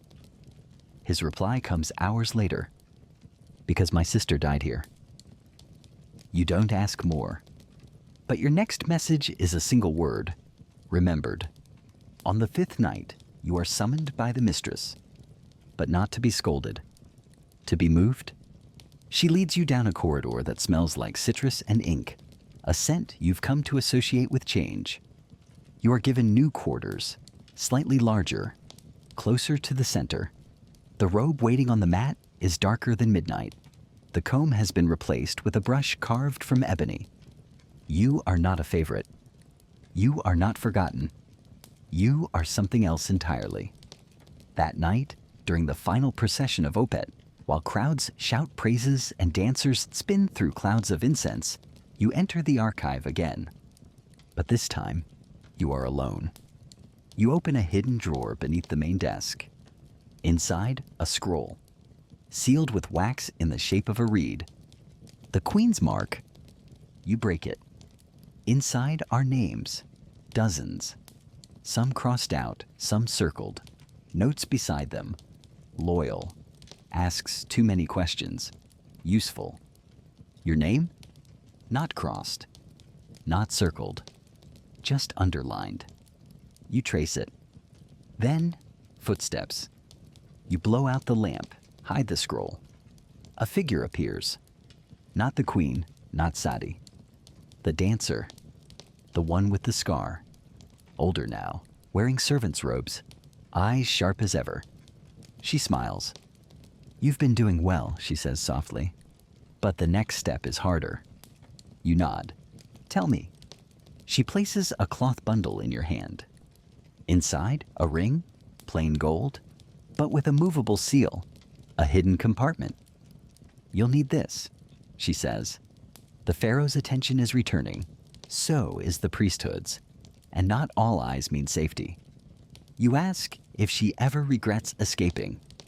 She lifts her sleeve. The scar is still there. Regret? She murmurs. Number, but I do remember. Every night. As she leaves, she adds, when the celebration ends, the true game begins. Below, the drums of Opet thunder on. But up here, the silence is beginning to speak. The torches of Opet burn out. The songs fade. The city exhales. And just like that, the quiet returns. But this quiet isn't rest. It's recalibration. When a festival ends in the palace, everyone checks to see who rose and who didn't return. 2 dancers have been reassigned. One of the wine girls is simply gone. A priest is on retreat, which usually means he's been retired in a very permanent way. Inside the harem, the hierarchy rearranges itself without anyone saying a word. You walk more carefully now. Every glance you offer is measured. Every silence is a strategy. The queen still watches, but from a distance now, as if to say, you've passed the river. Now, let's see if you can swim. And Sadi? She looks at you differently, not as a mentor, as a peer. You're called to the scribe's hall again. But this time, it isn't to read. It's to speak. A group of scribes sits in silence as you recite a passage from the Book of Coming Forth by Day, the sacred funeral text. But not about death, about transformation. You know every word. They take notes, not of what you say, but how you say it. One leans in, scribbles something and murmurs, emotion, controlled, but not absent. You're being evaluated again. For what you don't yet know. But afterward, you are given a tablet. It is blank, and it is yours. In your chamber that night, you stare at it, and you begin. Not a diary, not a confession, a record of names, of events, of colors worn, scrolls burned, girls reassigned, words whispered behind curtains.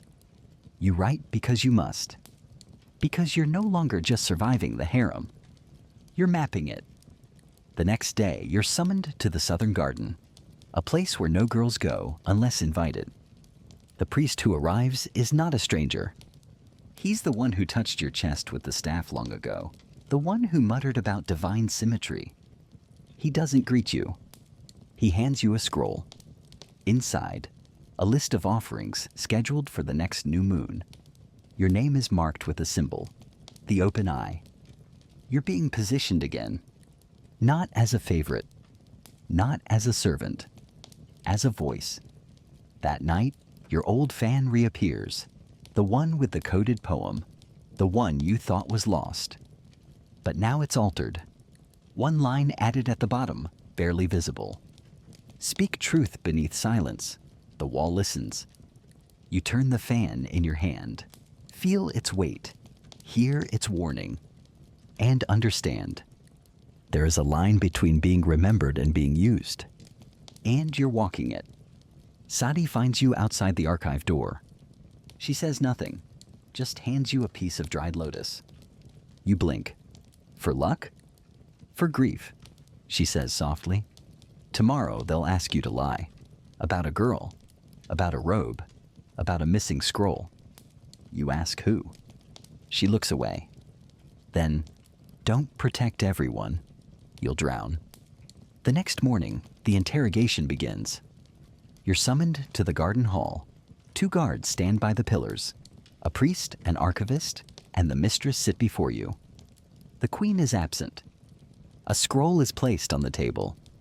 It's not yours, but it echoes your handwriting. And it's missing key pages. The archivist speaks. Do you know who wrote this? You glance at the text. You recognize the code, not yours. The dancer with the scar. You choose your words like stones placed in water. I've seen that hand, but I don't know the name. Technically true. The priest watches your face. The mistress watches your hands. The archivist smiles faintly. You're good, he says, but we'll keep watching. As you're dismissed, the mistress says quietly, the queen is pleased with your restraint. You nod, but say nothing. That night, a red robe appears on your mat. And a bracelet, thin, gold, etched with a small wave. You ask Sadi what it means. She stares at it for a long time, then whispers, it means the tide is turning. And you are not just being watched. You are being weighed. The bracelet feels heavier than it should. Not in weight, in meaning. The wave etched into its gold surface isn't decoration, it's a signal. And those who wear it, they're not just remembered. They're recruited. You slip it on without ceremony. No one comments, but a few girls lower their gazes when you pass, and 1 or 2 now watch you out the way a servant watches a new dog at court, with quiet calculation. You're not surprised when, 2 nights later, something slithers under your door. You jolt at first, but it's not a snake, not in the way you feared. It's a message, wrapped in linen, weighted with a carved wooden cobra, painted black. The cobra isn't a threat. It's a symbol, protection through fear. Inside the linen, a papyrus scrap, no name, just a location. West Corridor, 3rd pillar, just after dusk. You don't sleep. You count the shadows until the sun rolls down the sky like a coin. Then you go. The corridor is warm, quiet, carved with reliefs of Horus and Thoth, of battles and births, gods and blood. You count the pillars. 3rd one on the left. You press your fingers to the base. A soft click. A panel opens just enough to reveal a pouch. You take it, no one sees. Back in your chamber, you unfold it. Inside, a stone seal bearing the Pharaoh's emblem, but altered. The cobra's crown is missing. The falcon's eye is closed. A mockery, a warning, and beneath it, a folded strip of parchment. You smooth it out slowly. It's a list. Names of girls. Some crossed out, some underlined. One name circled in red, Unet. Your stomach tightens. Unet is gone. 3 days ago, she was reassigned to the Temple of Hathor. A reward, they said. But Sadi told you what that really means. Sometimes girls are moved to temples and used as currency. Gifts. Leverage. They don't always return. You stare at the red circle, then flip the parchment over. A message. Don't become the next offering. Say yes when she asks. The queen? The dancer with the scar? You don't know. But deep inside, something shifts.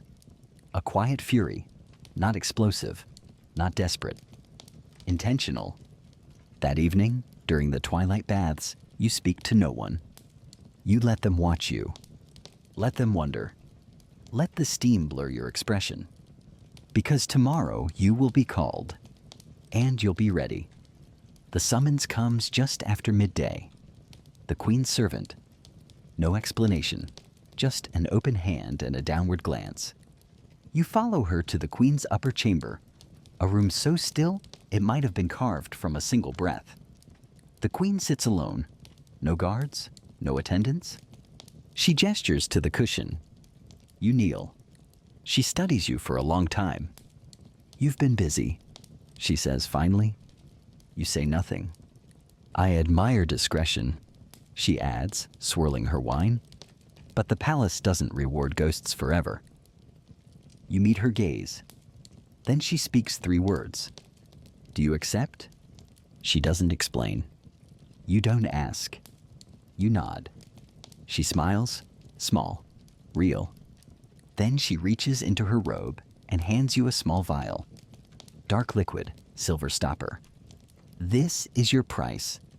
You ask, to give? She nods. If you're clever, you won't need to, but you'll want to know it's there. You don't ask what it does. You already know. That night, you're moved again. No ceremony. Your new chamber is closer to the archives, smaller, but the mat is softer. The oil lamp burns longer. The comb is gone. In its place, a plain reed pen and a wax tablet. No instructions, but you understand. This is what the wave bracelet really means. You are no longer just watched. You are now a watcher. That evening, a note appears, slipped inside your sandal. You recognize the hand, sharp, clean, scribe-like. One of them suspects. She wears blue. Do not drink from her hand. You burn the message after reading. The next day, during a ceremony rehearsal, you watch the girl in blue carefully. She tries to hand you rose water. You bow and pass it to another girl. 2 days later, that girl is sent away for recovery. The queen sends you a nod from across the garden. You pretend not to see. Later, in the archive, you retrieve a record scroll. On its edge, a faint marking. The wave again, but beneath it, a new symbol. A reed, bound with thread. You trace it with your thumb and realize you're not the only watcher. You're part of something. Something bigger than the Pharaoh. Bigger than the queen. And maybe, just maybe, stronger than silence. The moon turns red that week. Not in myth, but in sky. A full eclipse. The palace quiets at twilight as priests scatter powder into the river, murmuring ancient chants. Girls are kept inside. Doors are locked earlier than usual. Even the parrots are silent. You feel it too. That strange slant of light, the eerie pressure of the world holding its breath. In the archives, your hands tremble as you unroll a scroll from the restricted drawer. It's an old one. Not about the gods or grain counts or prayers. It's a record of disappearances. Girls who once wore the bracelet, the wave-marked ones, the watchers. Many faded, some reassigned. A few eliminated. But next to a handful of names, including the dancer with the scar, a symbol appears again and again. The bound reed. You stare at it. The thread, the simplicity of it. It doesn't mean silence. It means allegiance. And tonight, under this blood-colored moon, something is being decided.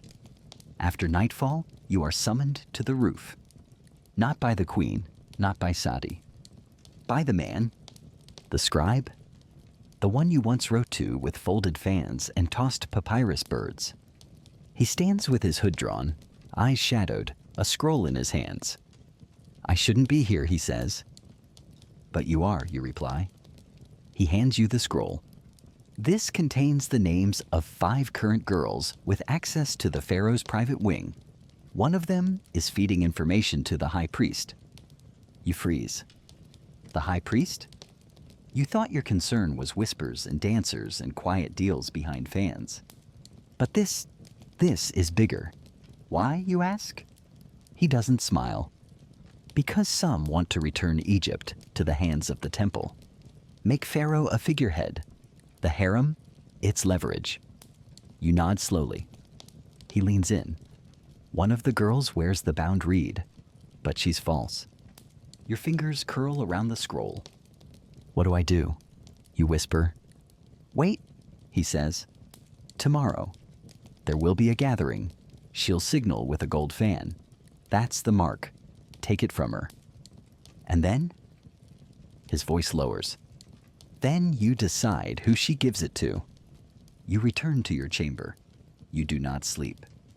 You read the scroll again. 5 names. You know them all. You shared baths with them, laughed with them.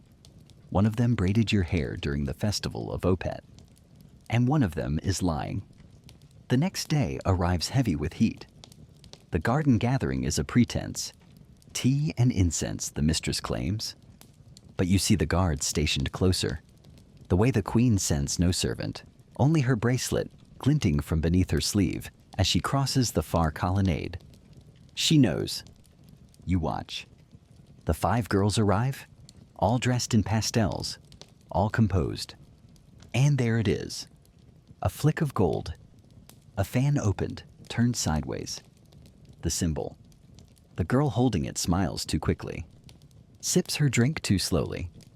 You walk toward her, slow, deliberate. Lovely fan, you say. She blinks. A gift.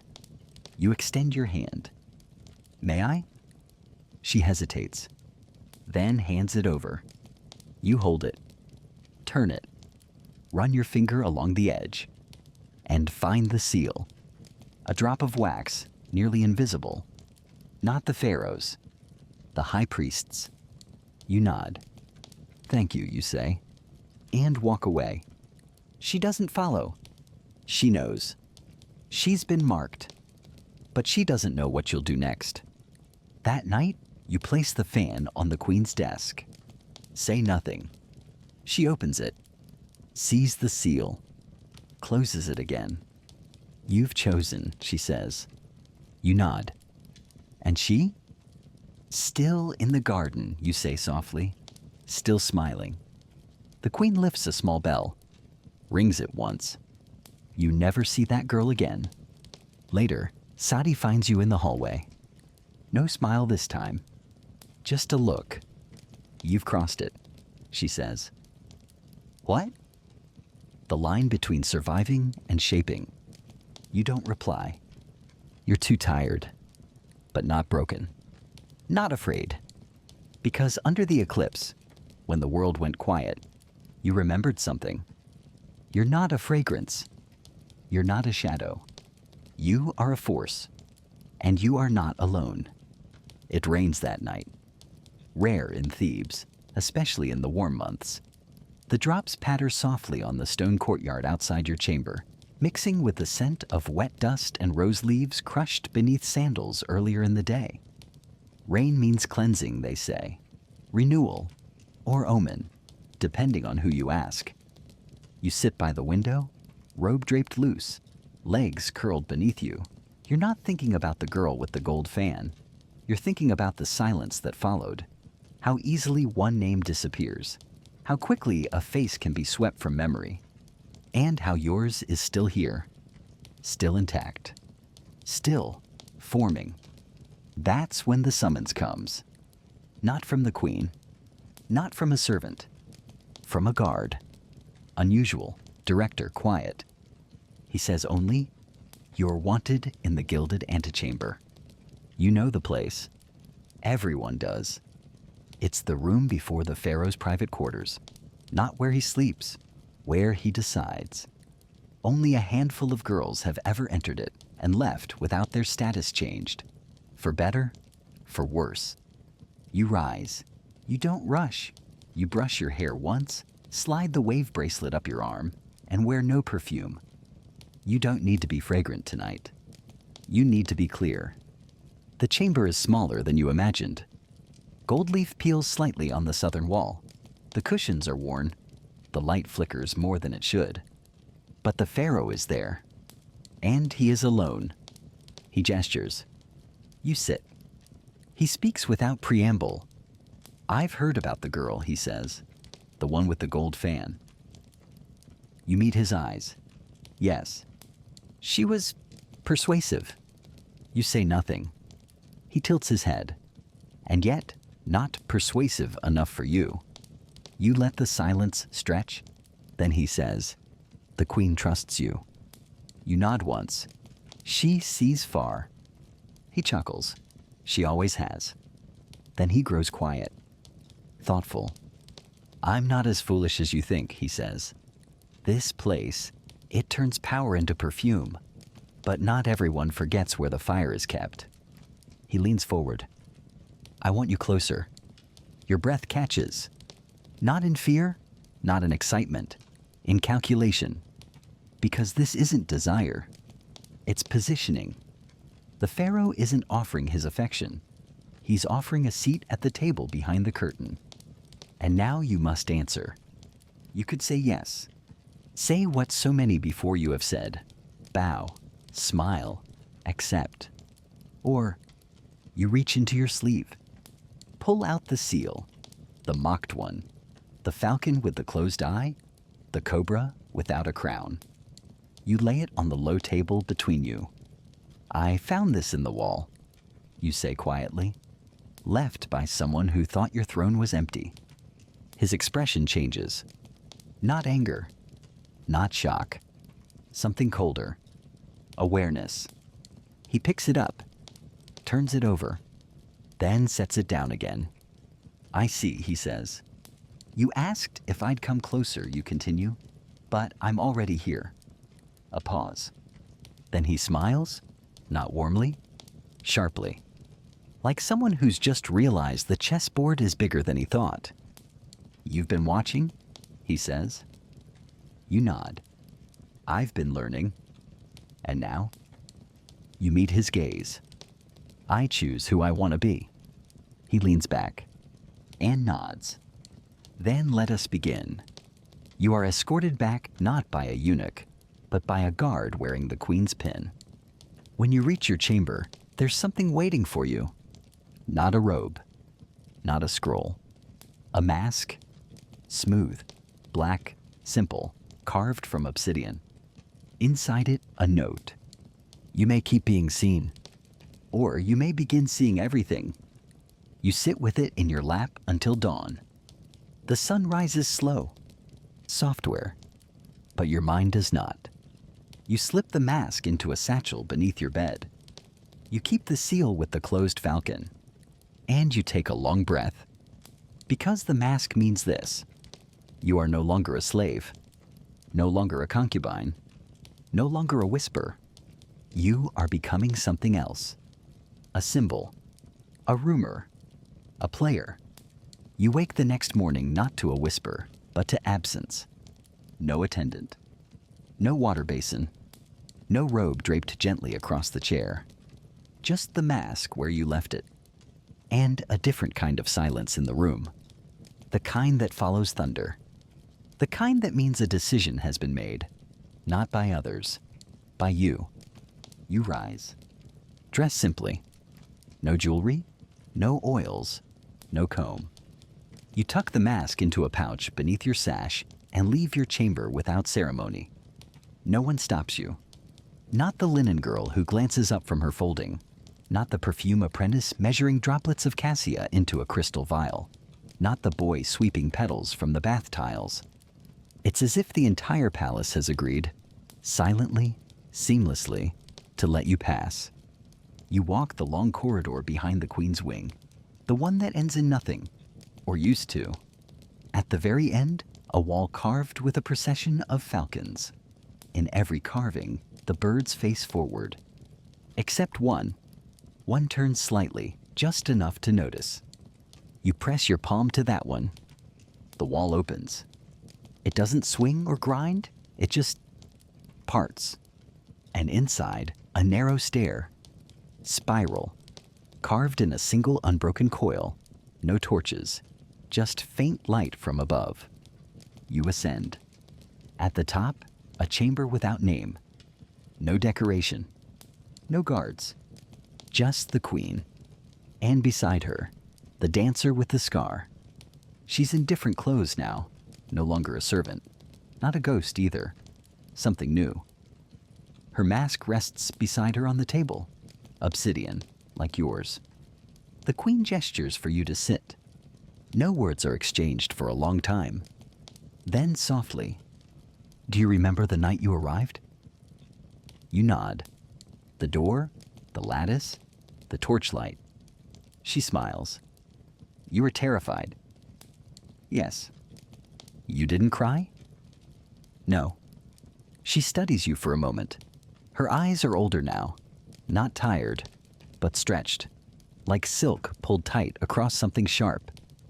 Then she reaches for a bundle on the table, sets it before you, unwraps it slowly. Inside, a scroll, a name, a ring, a pin, and a sash. Not white, not red, not blue. Gold. The color of command. You say nothing, but your breath deepens. She speaks again. There is no official title for what you are becoming. No festival. No record. You won't be remembered in carvings. She places a finger to the scroll. But you will be remembered here. She taps her own temple.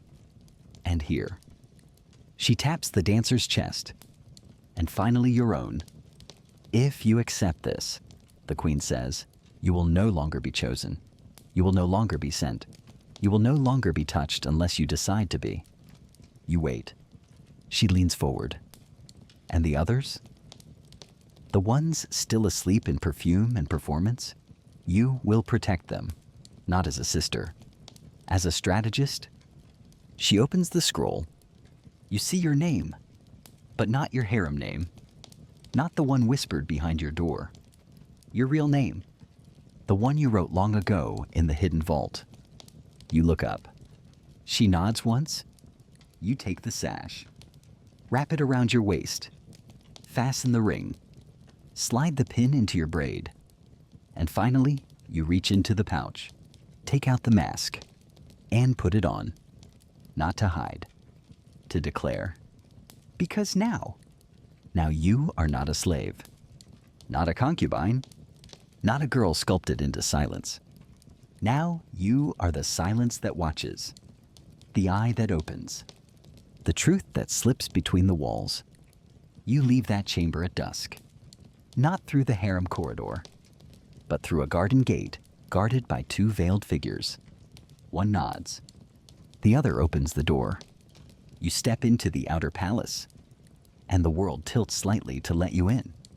You walk past dancers rehearsing, past priests muttering about omens, past generals who will never know your name, but they will feel your shape in the decisions that follow. Because now, you are not a slave, not a queen, not forgotten. You are something else, something unnamed, and that is your greatest weapon. The moon is soft tonight. It hangs like a silver breath above the palace, high and watchful, filtering through lattice windows and across quiet stone. The Nile whispers in the distance, the breeze carrying the scent of reeds and something older, something familiar. Your sandals rest beside the mat. Your robe is folded neatly. The mask sleeps, its smooth obsidian surface turned away from the flame. You lie still. No one is calling your name. No one is touching your shoulder, drawing you into rituals or dances or games of power whispered through veils. You are no longer part of that circle. And yet, you are still here. And for the first time, fully. There is no need to perform tonight. No need to adjust your gaze to appear softer or slower or sweeter. You do not need to remember your posture or the tilt of your hand or how long you've been silent. You are simply quiet. The kind of quiet that comes not from fear, but from knowing. You are more than the girl who was summoned. You are more than the body that was perfumed, posed, and prayed over. You are more than the name whispered down corridors and recorded in secret ink. You are what remains when the curtain drops. What rises when the performance ends. And as the wind moves softly across your skin, you feel it. The slow, steady rhythm of your breath. The coolness of linen. The stillness inside your chest. It's not emptiness. It's clarity. You think of the girls still laughing in the outer chambers.